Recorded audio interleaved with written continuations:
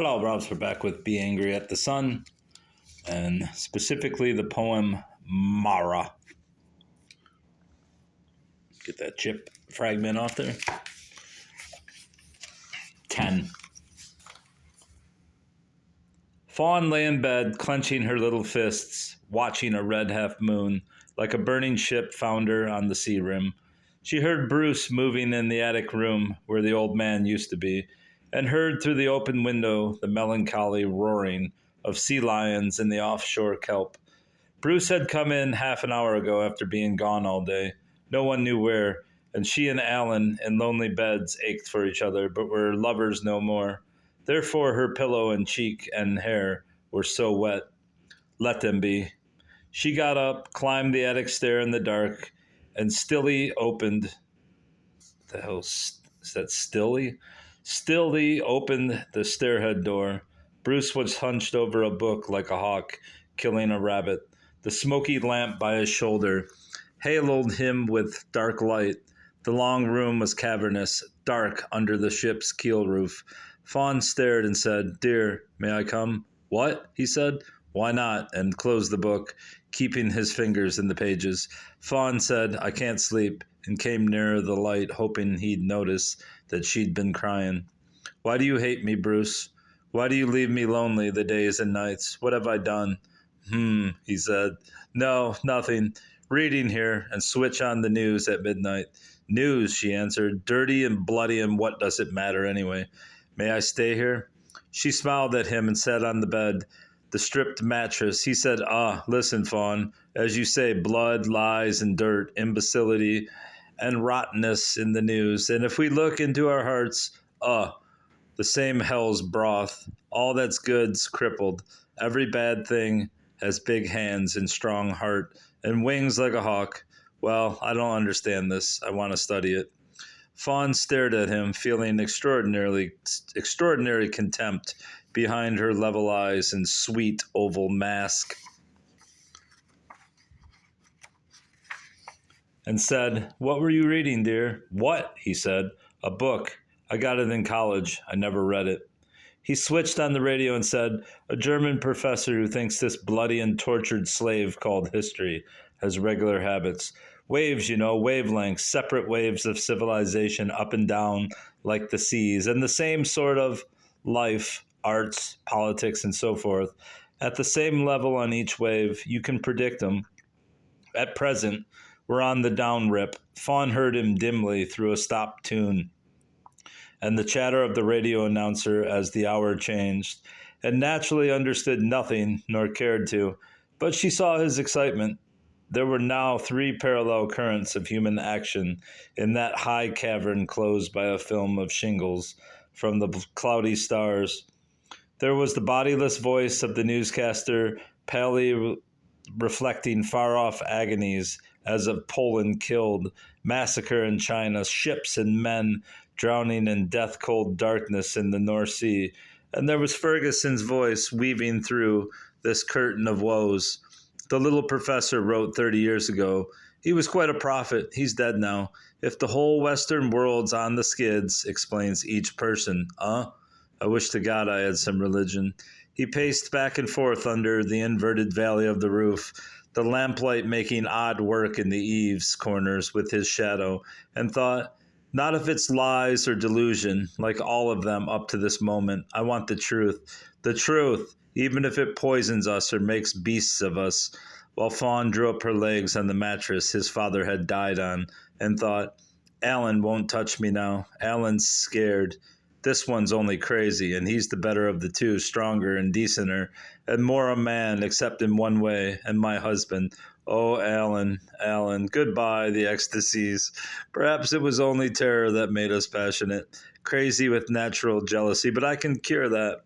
She let the nightdress slide up her body, burying the beautiful legs, and flanked to the cold night. If I can make him love me now, we'll be all right. Dear God, I want to be safe again, happy again, not happy, tranquil, decent, at peace. I want to be good. That's all. That's all.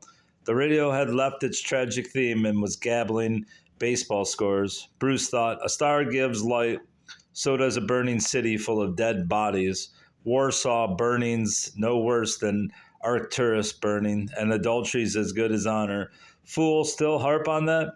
She's pure as crystal, so what of it? A Tibetan woman will marry a whole flight of brothers and be honorable in fact and reputation, the esteemed wife of four at once. It's all in the country custom, nothing in nature. Fawn, cold and mostly naked, cuddled herself like a kitten on the bed. Darling, I'm so cold, let's go down. He shut off the radio and thought, I wonder what the poor dupes in Poland think about promises now. Egged on to fight and left to die? Decline of the West, decline and falls moral first. The rest follows. Morality's rooted in religion, religion's hypnotic lies.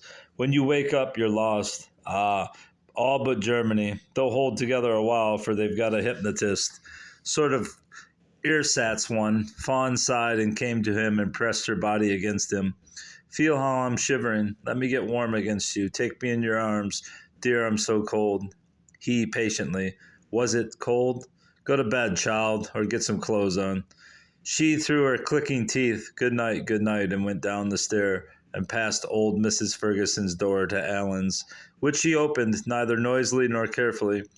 She closed the door and tried to lock it. The slot in the sagging frame refused to bolt, and she left them. She knelt by the bed like a doll praying, but before Alan's nerves gathered themselves to speak, she fled back again to her own place. Bruce in the attic room lay down after a while on the stripped mattress and slept. In his dream, he felt the stench and decay of corpses everywhere, so that he refused to breathe and watched along the reddish horizon of his dream twilight the huge blade and tumor of a wave to come and wash clean. It came. It was not water, but blood. It caught him with empty lungs because he'd refused to breathe. He awoke, strangling, and lay panted like a thirsty dog. Every night it's nightmares. He slept and dreamed again. Fawn came in with her throat cut like a cake. Every night it's nightmares. Better not sleep. He went down, carrying the lamp. There was a gray walker in the passage, and his mother's voice. Bruce. Ah, he said. What? She said, I hate life. What, mother? Can't you sleep either? I am a woman who ought to be drowned or hanged. He and you stopped me. Go in and look at him. Bruce remained silent and said slowly, Well, there are two of us can't sleep, but why wake up another? Two others, she said. Wake up two others. She's in there with him. The fishtail flame of the lamp in Bruce's hand flicked up a smoke thread and steadied, then regularly trembling, wrote a small oval orbit on the house darkness, while he answered coldly, You are mistaken. We all have nightmares. Go back to bed. We all have dreams, mother. We have to distinguish dreams from reality. Well, it can soon be proved. If that will make you feel better, he went to his brother's door, and his hand, disobeying his mind, flung it wide so violently that it threw back on the wall, and the noise crashed all through the house. Instantly, his mother screamed, I've hated her from the first day I saw her. Now she's caught. Teresita Blame, come out, come out. Alan, sitting up in bed, blinked and shuddered in the light. Bruce said, Brother, you're lucky tonight. He turned fiercely on his mother. Look, your eyes out. Do you see that it's empty? Get down, look under it. What, no one? Peer in the slop pail. Perhaps your personal devil Teresita Blaine is in swimming there, in the soiled water. Ag! Forgive me, mother. We love you. I hate your jealousies. This is the sinkhole. This is the pit. You and I, dirty spies. Mole, ant, and lizard tower up over us like giants.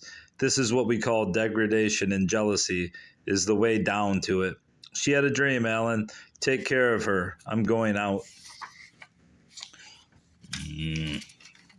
Ah. Who the hell has ever said ah and aw? I guess these guys. All right. Goodbye. That's all for now.